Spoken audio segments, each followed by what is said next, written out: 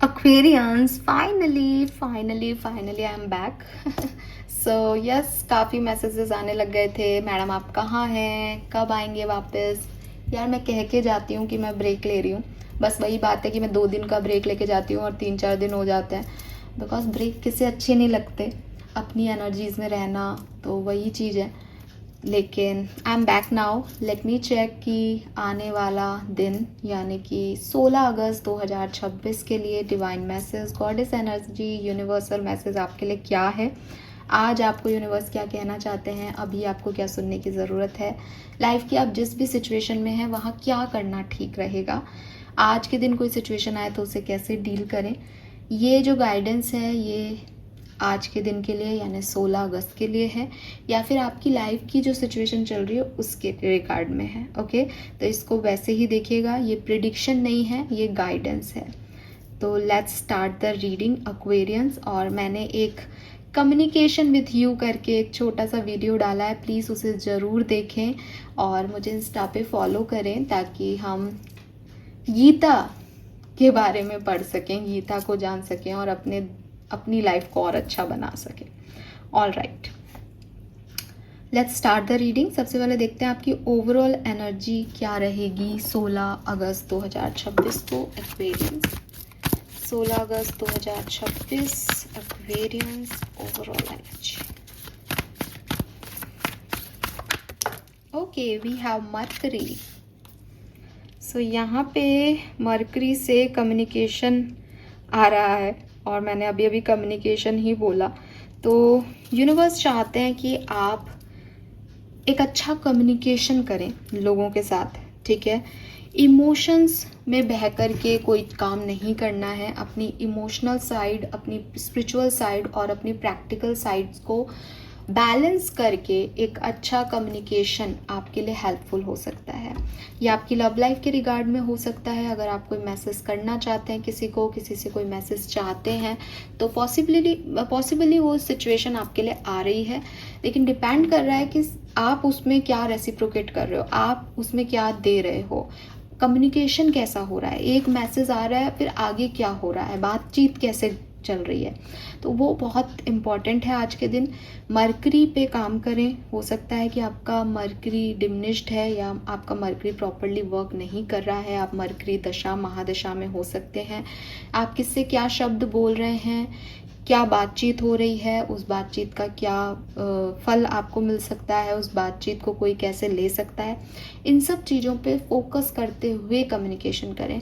Throat चक्रा खराब हो सकता है, गला खराब हो सकता है किसी का, तो throat chakra meditation, throat chakra healing का भी यहाँ पे मैसेज आ रहा है। Okay, let me check Aquarius की गाइडेंस क्या है।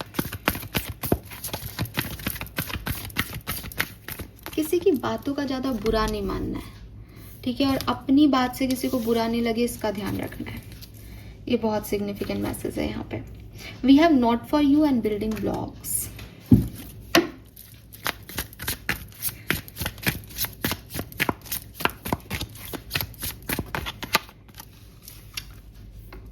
स्पिरिट मैसेज है, make today your new beginning, try to leave any past mistake in the past, don't allow them to weigh you down any longer. Move forward today with the confidence and knowing that you have better and brighter days ahead. तो देखो भाई, मैं आ गई हूँ, तो अभी तक आपने जो भी किया पिछले दिनों उसको भूल जाओ। सॉरी, मजाक कर रही हूँ। यूनिवर्स आपको यही कह रहे हैं कि आज से एक नई शुरुआत करो, ठीक है। जो भी आपने पास्ट में किया, चाहे वो पिछले दिनों किया, चाहे आपने अपनी सिचुएशंस में पहले कभी किया, और जो आप जिसके लिए आपको गिल्टी फील होता है, जिसके लिए आपको लगता है कि मुझे ऐसा नहीं करना चाहिए था, it may be a communication, ये कोई कम्युनिकेशन है जो आपसे रॉन्ग हुआ है, या कोई बातचीत का तरीका है जो आपने कभी गलत यूज़ कर लिया, शब्द गलत यूज़ कर लिए। यूनिवर्स करे कोई बात नहीं, ये मानो कि तुम्हारा रीबर्थ हुआ है, सोचो कि आज से ही शुरू कर रहे हैं कहानी, ठीक है। अब आप कहोगे कि दुनिया तो ये नहीं सोच रही, दुनिया से आपको क्या लेना देना है, देर आए दुरुस्त आए, आप अपना सोचो। आज से अपने अंदर चेंजेस लाओ, आज से अपनी न्यू बिगनिंग मानो, आज से एक नई जर्नी स्टार्ट करो, आज से शुरू करो, और आज से इंस्टा पे मुझे फॉलो कर लो, एक नई कहानी आपको मिल जाएगी कि यहीं से हो रही है। ये रीडिंग मैं बाद में बना रही हूँ, पहले मैंने वो मैसेज बना दिया है, ठीक है। और कॉन्फिडेंस से आगे बढ़ो। डेफिनेटली कुछ बेहतर, जब अपन बेहतर होंगे तो बेहतर डेज को अचीव कर पाएंगे, ठीक है। तो पहला मैसेज तो ये है कि पास्ट में जो हो गया वो हो गया, सही हुआ गलत हुआ उसको छोड़ो, नए तरीके से अब क्या करना है उस पर फोकस करो। दूसरी चीज, नॉट फॉर यू। कभी कभी हमें ये पता होता है कि ये चीज़ हमारे लिए नहीं है, यूनिवर्स ने वो चीज़ ख़त्म कर दी, हमने वो चीज़ ख़त्म कर दी, सामने वाले ने वो चीज़ ख़त्म कर दी, लेकिन still we are chasing that, ठीक है। कोई जॉब है हमें नहीं मिली, फिर भी हम उसके लिए जो है वो प्रयत्न कर रहे हैं। सी आई एम नॉट सेइंग कि प्रयत्न नहीं करने चाहिए, है ना, गिव अप कर देना चाहिए, ये वो बात नहीं आ रही। मैंने पहले ही एक लाइन में बोल दिया, कुछ चीज़ें हैं जो हमें पता होती है कि हमारे लिए नहीं बनी। कि अगर आप किसी ऐसी जॉब का मेहनत कर रहे हो, मान लो मैं कहूँ कि यार मुझे ना जैसे मुझे 12th तक, अभी तो इतने बड़े हो गए हैं, सब कुछ अचीव हो गया है, तो 12th में जो है मेरे को मैथ्स नहीं पसंद थी, मुझे नहीं आती थी। पापा ने बहुत सिखाने की कोशिश की, बट मैं बिल्कुल कह रही हूँ कि मुझसे नहीं होती थी, मुझे इंटरेस्ट ही नहीं था, मुझे समझ में ही नहीं आता था उस मैथ्स में क्या कहानी है। अब मान लो कि मैं 12th में, हमारे टाइम में होती थी PMT PET इंजीनियरिंग टेस्ट, तो मान लो मैं उस PET की तैयारी करती और मैं फिर करती, कोई भी प्रेशर होता, भगवान की दया से मेरे पास कोई प्रेशर वेशर था नहीं, लेकिन मान लो ऐसी कोई सिचुएशन घटती कि नहीं बेटा तू तो इंजीनियर ही बन, तो मैं वो करती। अब मुझे पता है मेरा इंटरेस्ट नहीं है, मैं फिर भी करती रहती उसको, उसमें फेल होती रहती।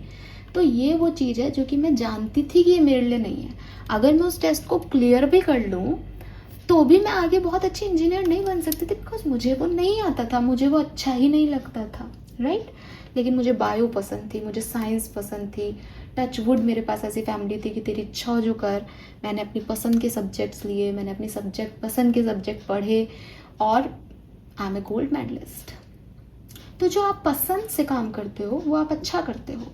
तो कुछ चीज़ों में आपको पता होता है कि दैट्स नॉट फॉर मी, ये मेरे लिए नहीं बना है। ये पढ़ाई की बात नहीं है, ये जॉब की बात नहीं है, ये पर्सन की बात भी हो सकती है, ये किसी भी सिचुएशन में हो सकती है कि हमें अंदर से पता होता है कि ये मेरे लिए है, ये मेरे लिए नहीं है। जब हम उन चीज़ों में चेस करते हैं जो हमें पता है कि यार ये वर्कआउट नहीं करेगा, ये अभी कर भी गया तो यार ये मेरे टाइप का तो बिल्कुल नहीं है, या ये सिचुएशन मैं तो ऐसे डील नहीं करती, ये तो बहुत ही गलत लोग हैं, बहुत ही गलत हो रहा है, इस सिचुएशन में तो कुछ नहीं हो सकता। Don't be obsess over that. सिर्फ इसलिए वो कभी बदल जाएगा, सिर्फ इसलिए कि ये सिचुएशन हील हो जाएगी, नहीं। अगर कोई पर्सन है आपकी लाइफ में और वो आपको वैल्यू नहीं कर रहा, वो आपसे बातचीत नहीं कर रहा, वो आपके लिए आप कहोगे नहीं नहीं वो भी मेरे बारे में सोचता है, मैंने करंट फीलिंग में देखा था वो मेरे बारे में सोचता है, दैट इज़ योर इल्यूजन। अगर कोई आपके बारे में सोच रहा है और आप भी उसके बारे में सोच रहे हो तो आप कितने पागल हो, कितने दिन तक आप उस सिचुएशन में रह सकते हो। तो किसी के अनअवेलेबल होने को आप रोमांटिक मत कहो कि वो दूर बैठा मेरे बारे में सोच रहा है। अरे पागल है क्या, दूर बैठ के क्यों सोच रहा है, एक्शन क्यों नहीं ले रहा। और ऐसा व्यक्ति जो एक्शन ही नहीं ले रहा, आप उसको चेज ही करते रहोगे लाइफ लॉन्ग, तो क्या मतलब, कब तक कर लोगे। जिंदगी भर आप एक ऐसा रिश्ता निभा सकते हो जिसमें आप किसी को चेज ही करते रहो। ये अभी अच्छा लग रहा है क्योंकि अभी नया है, अभी आपकी एनर्जीज हैं। कल को आप कोई और काम करोगे, जॉब करोगे, बिजनेस करोगे, लाइफ में आगे बढ़ना चाहोगे, एम्बिशंस होंगे आपके, उसमें आप किसी व्यक्ति को चेज ही करते रहो, नहीं। तो रेड फ्लैग्स हैं, नार्सिस्टिक पर्सनालिटी है। अगर कोई व्यक्ति आपकी वैल्यू नहीं कर रहा, वो आपसे प्यार नहीं करता। जिसको प्यार होगा वो वैल्यू अपने आप करेगा, बिकॉज उसके लिए वो रिश्ता इम्पॉर्टेंट है, ठीक है। सो नाउ इट्स टाइम कि आप वॉक अवे करें ऐसी किसी भी सिचुएशन से जो आपको वो वैल्यू नहीं दे रही जो आप डिजर्व करते हो। बजाय उसके कि आप उस पर ऑब्सेसिव बिहेवियर अपनाएं कि उसी को देख रहे हो, उसी के बारे में सोच रहे हो, उसी पे काम करना चाह रहे हो, उसी को पाना चाह रहे हो, आप उसे सरेंडर कर दो। लाइफ में आपके हिस्से का, आपकी नियति का आपसे कोई नहीं छीन सकता एक्वेरियस। और जो आपका नहीं है उसको आप किसी भी बलबूते पे नहीं पा सकते। एक बार मेरे पास एक मेल आया था कि मैम मुझे बताएं, मैं उससे बहुत प्यार करता हूँ, मैं क्या करूँ, आपको स्पेल वर्क आता है तो आप मेरे लिए वो कर दो।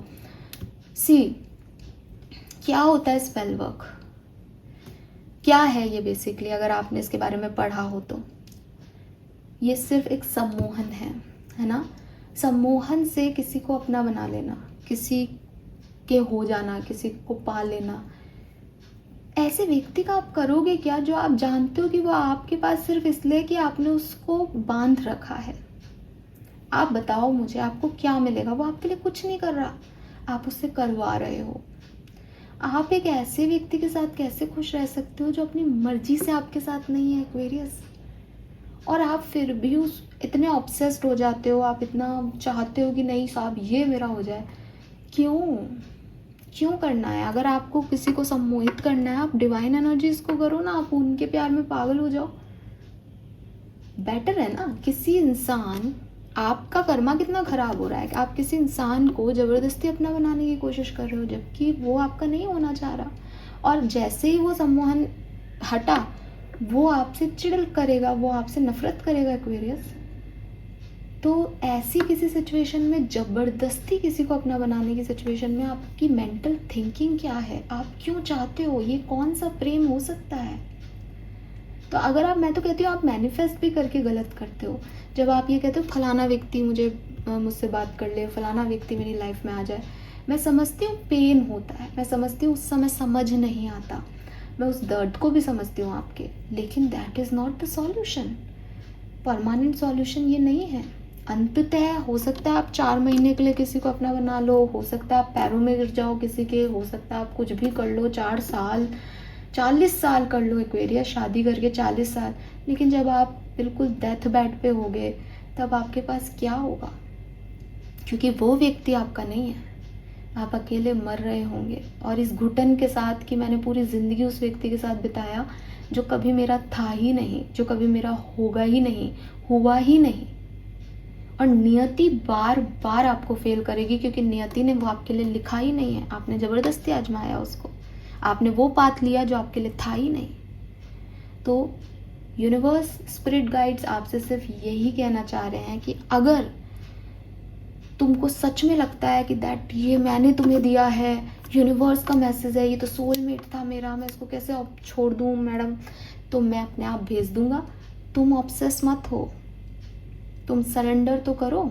जब मैंने दिया है तो मैं छीनूंगा क्यों? और अगर मैं छीन रहा हूँ तो, और अगर मैंने दिया होगा तो मैं वापस भी ले आऊँगा। तुम्हें वो सब करने की ज़रूरत नहीं है जो तुम अभी कर रहे हो।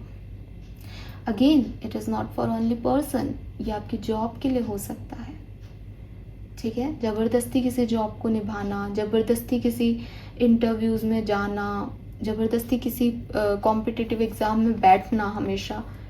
सोचो, क्या ऑब्सेशन के साथ बैठ रहे हो? क्या सच में ये चाह रहे हो? क्या नहीं समझ में आ रहा कि ये अपने लिए है या नहीं? जिस व्यक्ति को ये पता होता है ना कि मुझे ये टारगेट है मेरा सीए बनना, वो 4 अटेम्प्ट दे, 3 अटेम्प्ट दे, उसका टारगेट है, वो करता है।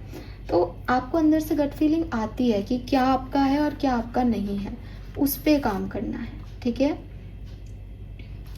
Then we have building blocks. Building blocks का कार्ड क्लियरली आपको कहता है कि वो हर चीज़ जिसकी नींव स्ट्रॉन्ग नहीं है, जिसका फाउंडेशन स्ट्रॉन्ग नहीं है, वो आगे नहीं बढ़ती।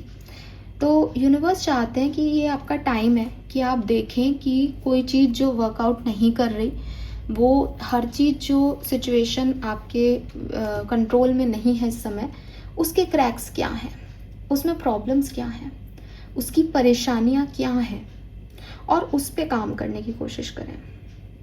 हो सकता है आप इग्नोर करते हो, मुझे फ़र्क नहीं पड़ता इन सब चीज़ों से, लेकिन अब बिल्डिंग गिर रही है ना?